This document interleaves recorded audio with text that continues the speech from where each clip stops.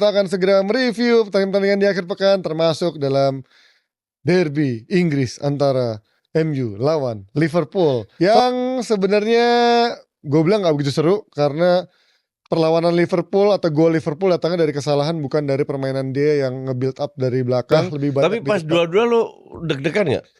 Lumayan, karena secara psikologis ngaruh coach. Iya, betul.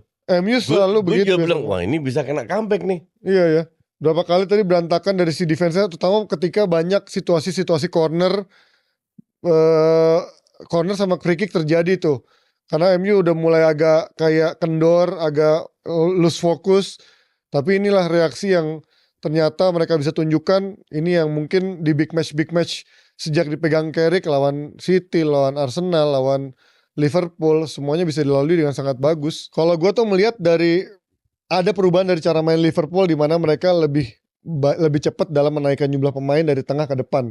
Jadi waktu lihat nggak cuma dari babak kedua, sebenarnya dari akhir babak pertama pun permainan MU udah sedikit mulai menurun dari intensitasnya gitu kan. Dan di babak kedua mereka malah membiarkan Liverpool start lebih nyaman. Itu yang gue rasa perubahannya di situ. Karena Ahmad baru masuk itu langsung bikin blunder. Itu menurut gue secara psikologis cukup ngaruh. Ditambah nggak lama Lamens juga bikin blunder juga. Lamens yang selama ini kita lihat nggak pernah blunder tuh menurut gue ngaruh banget sih. Ahmad bikin blunder, Lamens yang selama ini nggak pernah bikin blunder, itu buat pemain menurut gue cukup ngaruh. Ditambah Liverpoolnya secara momentum udah mulai megang ritmenya, itu yang menurut gue agak sedikit bikin deg-degan secara nggak cuma fans ya. Kalau tadi mereka bisa ngambil peluang dari bola-bola mati kayak corner atau free kick, itu menurut gue abis tuh. Kalau mereka bisa bikin 3-2 di saat MU lagi ngedrop, tapi untungnya MU bisa keluar dari tekanan itu, bikin gol, dan udah habis itu balik lagi momentum milik MU lagi. Gue sih impress dari babak pertama ya. Yeah. Tapi yang bikin gue kecewa itu sebenarnya Liverpool. Jadi benar-benar Liverpool ini faktor, ya lu nggak bisa pegang bola. Pertanyaan gue kan sekarang orang semua dikit-dikit salahin pelatih.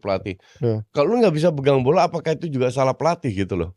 Dan kesalahan mereka cepat panik, performanya terutama di babak pertama itu jelek banget. Itu beruntung cuma 2-0 itu di babak pertama. Tapi kalau lu lihat pada saat mereka comeback 2-2, Liverpool nggak ngasih banyak juga. Yeah. Cuman lebih banyak ototnya, bukan lebih banyak otaknya. Yeah. Nah ini yang gue lihat, apakah Arne Slot harus dipertahankan untuk sampai tahun depan. Kalau dia nggak bisa memotivasi pemainnya, bukan memotivasi, membuat pemain ini bermain lebih maksimal lagi seperti musim lalu gitu loh. Iya, kalau dilihat, kalau kita hanya bicara skor, ya jelas MU sangat layak menang. Tapi dari segi permainan juga MU layak untuk menang sih. Layak untuk menang ya, dari segala segi. Cuman yang kita harapkan, kita sebagai fans netral, Glenn, kita berharap Liverpool lebih nendang di babak kedua kan, terutama setelah 2-2. Tapi gue kalau lihat di samping back heel-nya, MU nggak ngedrop gitu loh.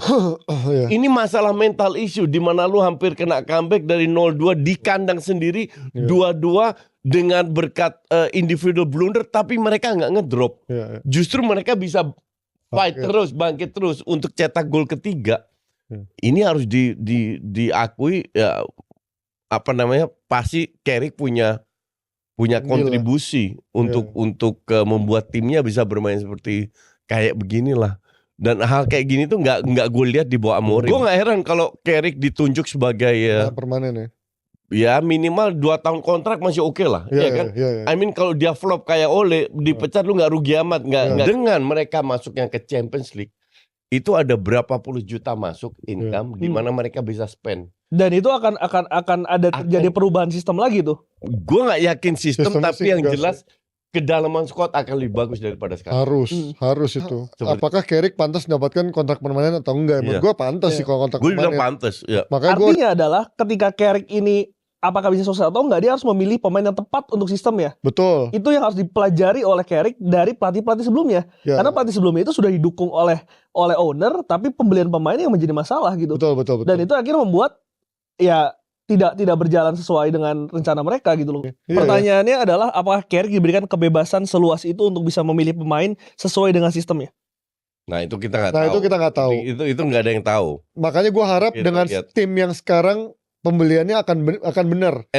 At least gue bilang kasih Carey juga suara lah untuk Sementara kalau Liverpool, Glenn, lu ngeliatnya gimana, Glenn? Ini kan bukan cuman dari permainannya, tapi ini kan melihat bagaimana dia kalah sama rival, walaupun ya kalahnya akhirnya jadi tipis ya, bukan dibantai gitu. Cuman ini sesuatu yang menandakan ya Slot udah nggak bisa ngangkat nggak bisa motivasi pemain-pemain berat sih. ya. Gue sih ya tadi kan kita sempat bahas di ATS ya. Maksudnya ketika nggak 1-2 pemain aja yang off, tapi hampir semua off di Liverpool musim ini, artinya menurut gue ada sistem yang salah di situ sih.